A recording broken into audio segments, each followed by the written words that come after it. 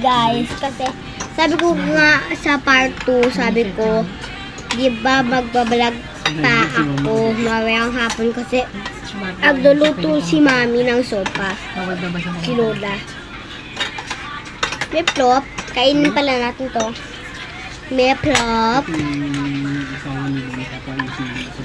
Rice. Ano yan?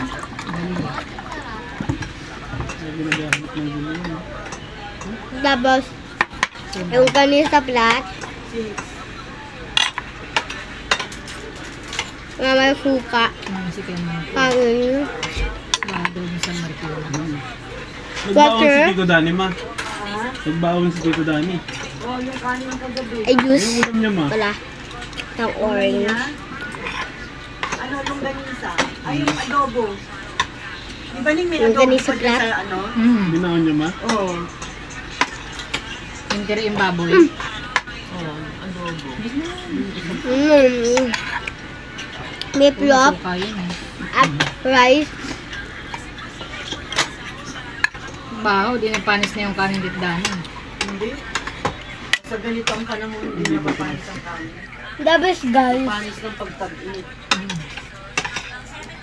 Kulang kasi yung vlog ko, kulang ng oras. Dahil part 2, part 3. Nagbabalik pa rin pumunta si, si Grace.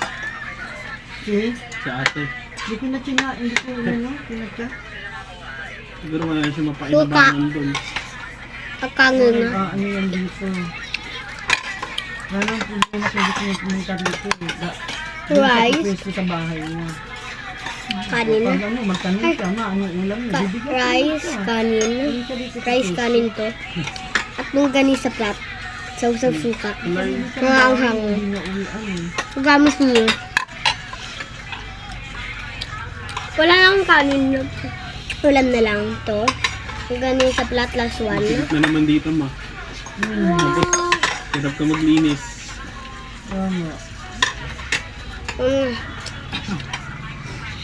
Yung naman, last one. Bite. Last one.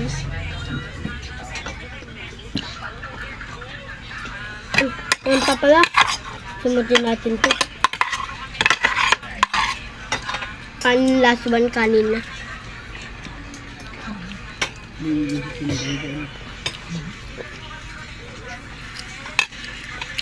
Flip flop. Water. Water. Water pala to, guys. Kamali lang ang juice. Excuse me.